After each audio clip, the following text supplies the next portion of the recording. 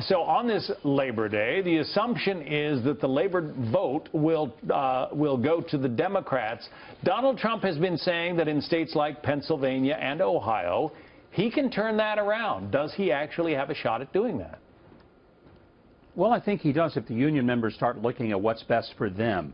And let's face it, what do union members care about? Jobs, good paying jobs.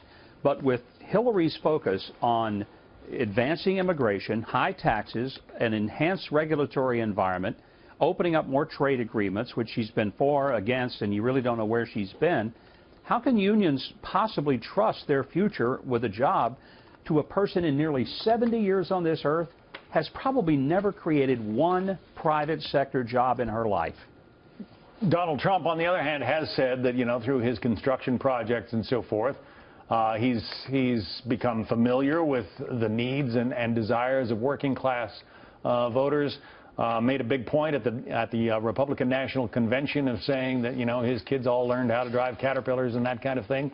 But does it necessarily translate? I mean, if the union leadership says vote Democratic, are the union members going to fall in line?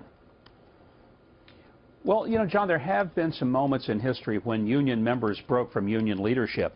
I think there's a big difference between the people who just pay their dues and they're hardworking people, but they also are gun owners, they're churchgoers, they're pro-life. They're not just union members. They're more complex and they're not one-dimensional.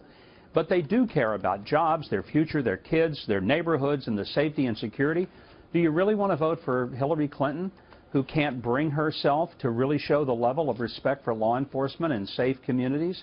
I just think that there are a lot of union members that no matter what the union leadership and the union bosses tell them, they're going to think for themselves, and they're going to say, look, my future and that of my kids will be in far better hands with someone who spent his adult life on construction sites talking to us than somebody who has spent her whole life only hanging out with the swells who could write $100,000 checks to go to her fancy parties and fundraisers.